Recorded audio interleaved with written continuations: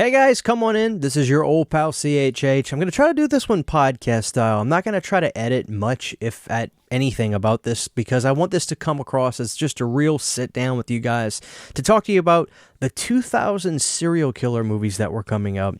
I have a stack of these right here and I kind of ordered them in worst movie to the best movie. But before I get into that, of course, I do want to say this is a dark subject because these are movies about things that actually happen. So when I talk about this sort of stuff, I do want it to be known that I'll dedicate this video obviously to the memory of those that were lost to these serial killers.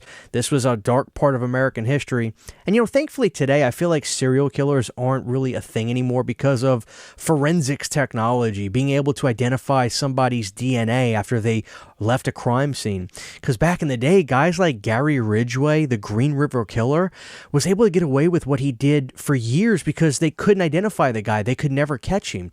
They never knew when he was going to, not to sound morbid, but dump these bodies. And he even passed a lie detector test. So these are guys that are clearly just messed up in the head and can get away with these sorts of things. But thankfully, the technology caught up to Gary Ridgway and he was put in prison.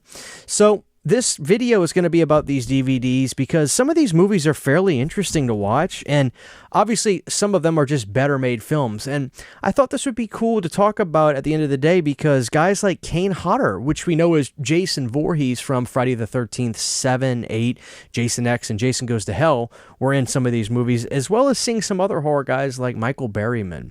But what I did is I took these movies and I ordered them in a least good to actually pretty good movies, and some of these that still rival some of the stuff that's coming out today. But in the 2000s there was just this soiree of serial killer movies. So with that being said, guys, let's get into it with what I think is probably the worst of the bunch, but I definitely want to talk about it. And this is coming from Michael Pfeiffer, who did a couple of these serial killer movies in the 2000s, and he used our favorite Kane Hodder in this one.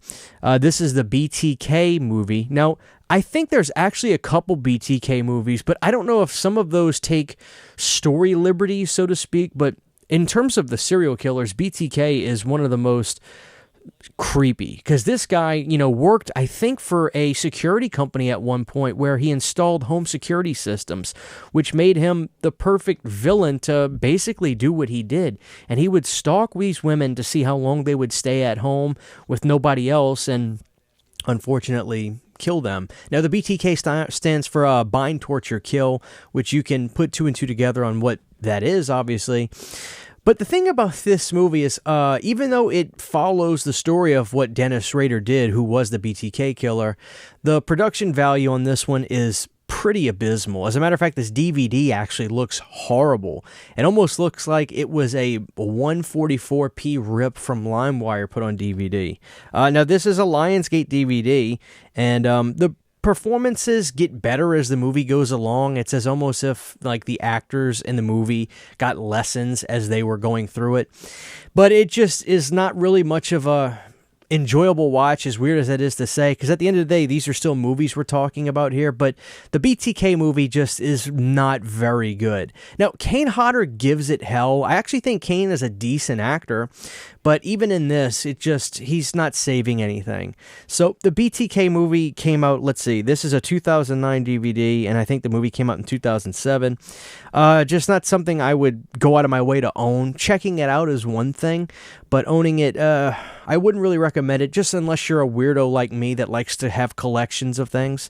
But yeah, this one is, I'd give it like a 3.5 out of 10. But for what it's worth, this DVD has a commentary with Michael Pfeiffer and Kane Hodder, still galleries, trailer, widescreen presentations, English surround sound, English 2.0. And the thing about these DVDs I would like to say is I feel like you can look at these as just part of American history of telling the story of what existed. It's not really movies you watch for just sheer entertainment, I guess, because like I said, this is stuff that took place in real life, but it is a way to educate people on what these guys were doing and how they did it, and to look for signs to avoid getting in a situation with one of these guys. So yeah, the BTK was a really creepy guy, but the movie, not so great. So we'll leave that one at the bottom of the pile. But Michael Pfeiffer tackled a few more, and one of the more I say legendary in a loose term, was Ed Gein, a serial killer who was notorious for spawning off the inspiration for multiple horror movies. Ed Gein was a guy that had the relationship with the mom that was used in movies like Psycho, and obviously the skinning of humans and used in movies like Texas Chainsaw Massacre, obviously. And believe it or not, Kane Hodder worked with Michael Pfeiffer again to do Ed Gein.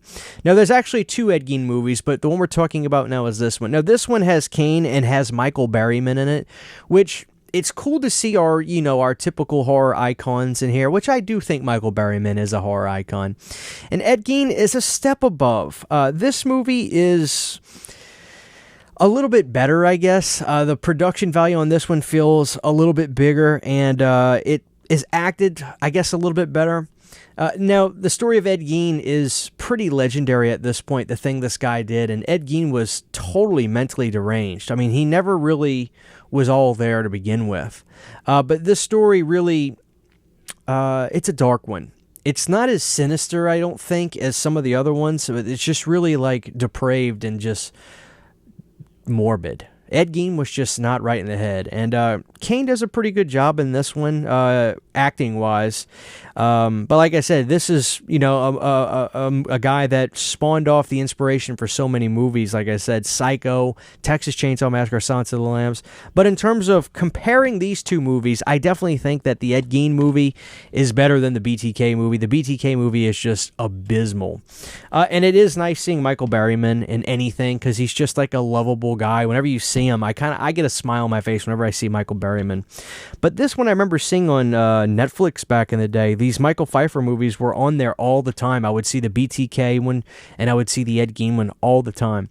And between the 2, if you want to check out one of these because you're a big Friday the 13th fan and you want to see Kane doing some different roles, I definitely say watch the Ed Gein one over the BTK one. This one I would give it more towards like a 4.5 out of 10. We're a step above the BTK movie in terms of quality and production. Guys, I didn't include this one initially, but in terms of like the quality of a movie, the Zodiac movie is without a shadow of a doubt the best one. And this one did come out in 2007, so I figured we may as well mention this one here. Actually, an incredible cast, and this movie is pretty intense. It's something else. And the Zodiac Killer, I think we have an idea of who he was, but unfortunately we'll never be able to fully prove it. But yeah, this movie right here, if you haven't seen Zodiac, this is the 2-disc Blu-ray. I think the movie does have a 4K, but I was totally happy with this release, so I never did upgrade. But yeah, Zodiac's an intense one. It's probably one of the best movies of the decade, quite frankly. This Ed Gein movie was just a better made film, and I think it tells the story better, and it's just I say more enjoyable loosely. I think most of you watching this like get what I mean, but it's an easier movie to sit through in terms of the quality and everything like that. But yeah, Ed Gein is just God, what a creepy dude. I wonder if this was Lionsgate. I don't think it was, because these were put out by Lionsgate. Now, I don't think they made the movies, but Lionsgate put these movies out. But this Ed Gein movie came out, I think, a little bit before, I think this one was 2001. Steve Railsback plays Ed Gein in this one, and no offense to Kane, I think it really was just the production value and the other things that obviously helped this movie, but I do think Steve did a better job acting-wise in this one. Kane's a good actor, but I don't know, doing these kinds of characters is difficult. You really have to let yourself get lost in it, and I just thought Steve did a better job. No, like I said, this one came out in 2001 and predated it, but if you're going to watch one of these between the Ed Gein movies, I'd definitely go with this one. But to give Kane his credit, just so I'm not just crapping on him, if you're going to watch one of these two, go for the Ed Gein DVD, because that one's just a better movie, I think, than the BTK one. Getting into some other ones, there was a gentleman named John Wayne Gacy, who's really known as the Killer Clown. But if you know more about the story, John Wayne Gacy, I don't think really did much of his attacks as the clown. It was just something that he was dubbed as. Now, Gacy was a very dark story. Obviously, Gacy was the guy famous for having I think it was close to 33 bodies under a crawl space. Now, if you hear something like that, you're probably thinking in a 2025 world, how is this humanly possible for somebody to get away with having that many bodies under his home? Wouldn't the smell just be so bad? Guys, I know. I wonder the same thing. He could trick people. He was conniving. He convinced people that there was plumbing issues under his house, or there were just things going on that he was working on, or what have you, but he was slowly just making a horrifying graveyard under the crawl space in his home. Finally, he got caught when a police did like a third or fourth search in their home, and finally one of them picked up the smell because a vent kicked on or something, and he was like, wait a minute, I know that smell. But this movie, Gacy, came out in 2003. Now, the interesting thing about this movie is it stars Ozzy from Leprechaun. Now, the actor's name is slipping me. Let's see if I can find it. Mark Holton, I believe it's him, because that's the first name on here. This movie is pretty uncomfortable, and it actually goes through the point of view of Gacy, and you saw how he manipulated these kids. Gacy was a guy that was like a big part of the community. He was really sinister in the things he did, and he would trick these kids, because he had jobs and he had businesses, and he would trick these kids to go work for him, and he would just drug them and bring them into the house and do just horrible things. The Gacy movie, in terms of production value and quality, is probably a step above everything I've shown so far, but this is a darker one. I mean, this one's not easy to sit through, and I give Mark Holton credit. I mean, he definitely got lost in the role and went for it. And in terms of the physical look, it's actually decent casting because they're fairly similar. Gacy was a bit of a heavier guy and had more of a rounder face. And this movie went for it pretty all the way. So, yeah, this is a grisly tale, guys. If you haven't seen or learned much about Gacy, if you're a younger person, you have an interest in learning about that, watching this movie will definitely give you a fairly representative, representing, I guess, feel of what Gacy was and how he operated and the way he was in the community. I mean, he tricked people for many, many years. I mean, you can look up pictures of him, in running town hall meetings and things like that. I mean, he was conniving. He was definitely evil. Gacy was a monster. And I even believe that afterwards, Gacy, when he got caught, he admitted his crimes, but then later recanted his story. And I think till his dying day, or when he was put to death, he denied everything, and then would somewhat admit it maybe at a few times and claim there was other people that were helping him. But initially, he drew the plans out and even drew out where the bodies were. So, yeah, Gacy was guilty as charged, obviously. He did these crimes. But in terms of a movie, production quality-wise and things like that, this movie, I think, is a step above what we've seen so far. Now, this one actually comes from Vinegar Syndrome, the next one. This is the second best one out of the ones I'm going to talk to you guys about. And this Blu-ray actually looks phenomenal, and this is Ted Bundy. Now, this one, I believe, came out in the early 2000s, 2002. Now, I don't know if my Vinegar Syndrome haul has gone up yet. If it has, you saw this, but if not, this is the Ted Bundy release I got. Now, Ted Bundy is another one that is just, there's a ton of things on Netflix you can watch, and the Ted Bundy tapes. Ted Bundy was a very, very smart guy. I believe he even escaped prison. Bundy was sadistic, and he was known as kind of like the ladies' man killer. He would trick these women, very much a narcissist in that regard, and unfortunately just too smart for his own good. I mean, he got away with a lot of horrible things for a long time. This movie represents Bundy, I think, fairly accurate to the stories and the research and the documentaries I've watched about him. The thing about this movie, though, which I feel is probably fairly accurate, I've seen other stuff about Bundy where they portray him as almost this Tom Cruise-esque, completely suave and just almost perfect guy. But in this movie, this Ted Bundy movie from 2002, Michael Riley Burke, who played Ted Bundy in this movie, his performance, he's definitely charming at times, but also they show him having those moments of just his bizarre nature, his sinister nature comes through with his facial expressions and the way he kind of reacts to things, which I think would probably be fairly accurate to a guy who's obviously not right in the head. But in terms of production value of a movie, this one was, I got to say, pretty impressive. Now, the director who did an interview, first off, the Vinegar Syndrome Blu-ray is completely stacked.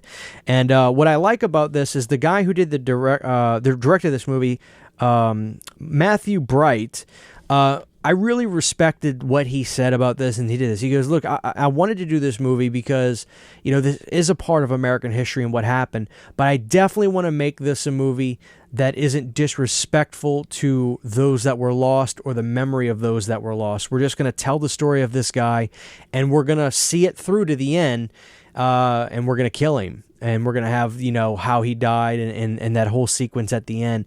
So you definitely get that sense with watching this movie, which I do appreciate that, because it's just nice to know that, some of these guys that were making these movies, which I feel all the directors involved with these had good intentions. They wanted to tell the story of what happened, but none of them are in bad taste, in my opinion. None of these movies I've talked about are in the taste of, let's be super exploitive with this and let's take a bunch of liberties and just be distasteful.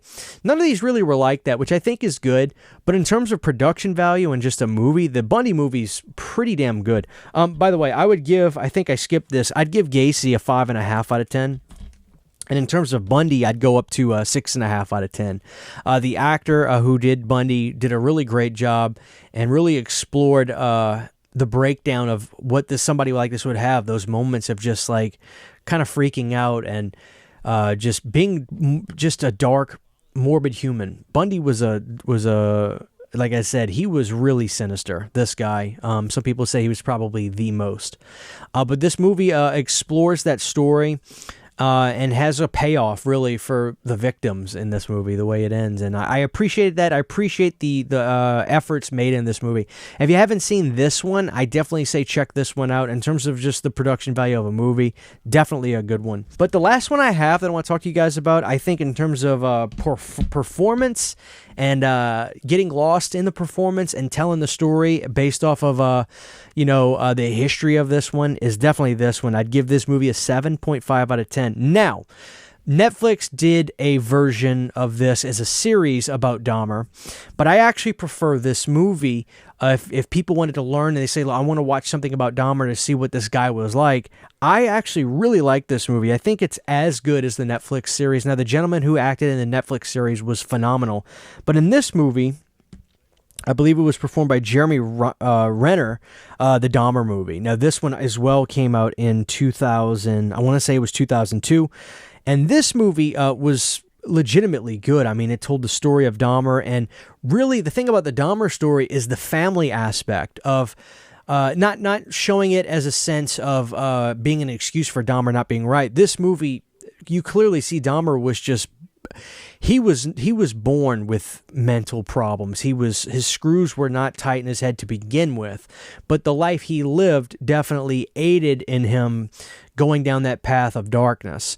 And the Dahmer story is an interesting one because there's parts of this story that are just, when you hear what Dahmer talks about, moments of having, not to sound too morbid, but a victim's head in a box in a closet and the dad getting this close to finding it. They let some of those scenes play out in the movies, and it's definitely suspenseful and just kind of takes your breath away. But in terms of a performance, I believe the actor's name is Jeremy.